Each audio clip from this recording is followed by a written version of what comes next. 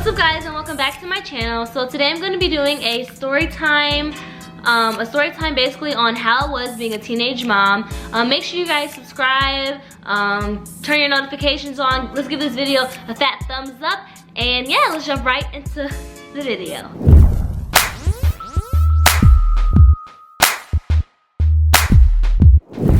Alright guys, so basically I'm going to be telling you guys, a story time on how it was being a teenage mom, how it was raising my son as a teenager, how it was trying to be in school, and doing all this other stuff. I had so much going on, and I'm just going to share, this story with you guys. So when I was 17 years old, I got pregnant with my firstborn, DJ. His real name is Damon, so DJ because it's Damon Jr., so DJ for short. I was at my grandma's house actually, and I was laying down and I got up and I felt like, like really lightheaded, and I wasn't sure, I thought I was just getting sick, like the normal person just gets sick. I thought I was just getting sick. So my grandma lived like an hour away from where my mom stayed, where we stayed at, and so I texted my mom and I'm like, hey mom, I don't feel good, She was like, oh, well, what's wrong? Well, my stomach hurts, I feel lightheaded. She was like, Bianca, are you pregnant? And I'm like, no, that's not even possible. No way, I can't be pregnant. I was 17 years old. She was like, Bianca, you better go get a test and take it, or you're coming home and you're taking the test down here. And mind you guys, I was so scared to take a test in front of my parents. I was like, you know what? I'm gonna ride this, because my grandma, there was a dollar store down the street. So me and my sister, Christian, we rode bikes to the dollar store to get a pregnancy test. And so I got the pregnancy test, and it was me, my cousin Asha, and my sister Christian, all at my grandma's house. And when I got back home, I took a test, and I sat there and I waited until the lines came up, and it said positive. And I automatically started bawling, started crying, and I screamed to my sister and my cousin. I was like, oh my god, you guys, I'm pregnant. And they were like, no way, seriously? And I'm like, yes, what am I gonna do? I'm 17 years old. I didn't know what I was gonna do. And so I called Damien. I'm like, he was at work, and I called him. I'm like, hey, I know you're at work, but I'm pregnant. And I was crying on the phone, and he was like, oh, well, don't be upset, don't be mad, we're gonna get through this. I'm actually excited that you're pregnant, we're gonna have the baby coming soon. He was basically he was so happy, and I was crying because I was happy, I was scared, I was so young, I had so much going through my mind, I didn't, know what to expect. But then I took a picture of the test and I sent it to my mom, and she was like, oh my god, she told me these words. She said, I'm not mad at you, but I am very disappointed. Very disappointed.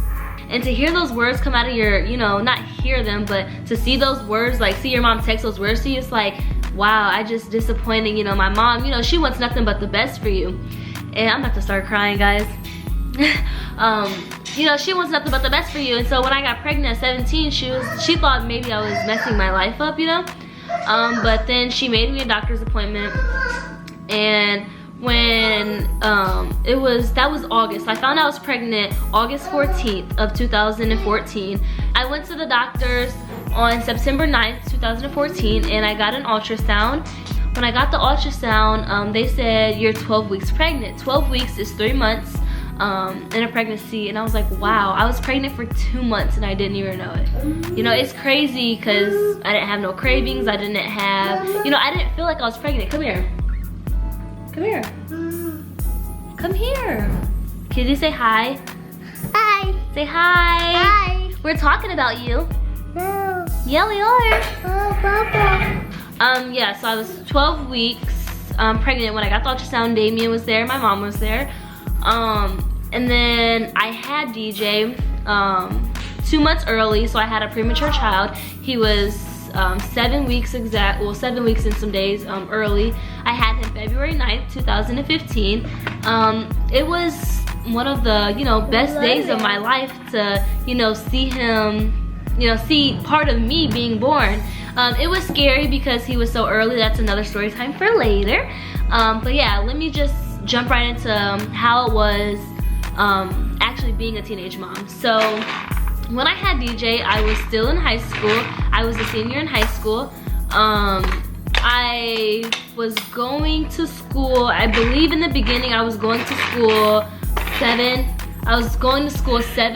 periods, because there's 7 periods in a day at school. I believe I was going, I'm not sure. But once I, you know, found out I was, you know, getting closer to having him, I asked the my guidance counselor. I was like, hey, can I, you know, only take the classes I need, because I already had more credits than I needed. He only gave me two periods in a day, so I left school at 9 o'clock in the morning.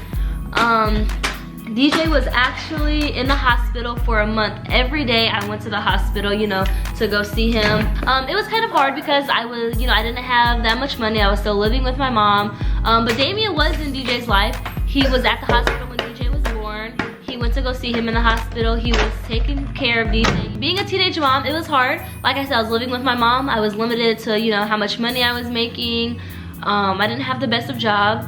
But I mean, everybody has to know, you know, God, he has everybody's life set out already. So if it was in God's plan for me to have DJ at 17, then it was in God's plan. You know, God would never put anything on you that you can't handle. He puts his hardest battles on his strongest soldiers. So for me, I thought that, you know, God trusted me with this child, and, you know, that's what he did. And ever since, you know, I was 17, I've raised DJ, I've taken care of DJ. DJ has never went without anything. DJ is honestly one of the best things that's ever happened in my life, because if it wasn't for him, I wouldn't have wanted to change my life. I wouldn't want it to have, you know, worked harder in life and grinded harder, because I have something, you know, pushing me, somebody that's looking up to me. Like I said in the previous video, I'm very emotional. So if I cry, I'm sorry. But, oh, somebody's at the doorbell. Well, that was really the end of this video anyways. Let's give this video a thumbs up. Comment down below what other videos you guys want me to do. And I'm sorry this video ended so short. I will see you guys later. I'm out, guys. Bye!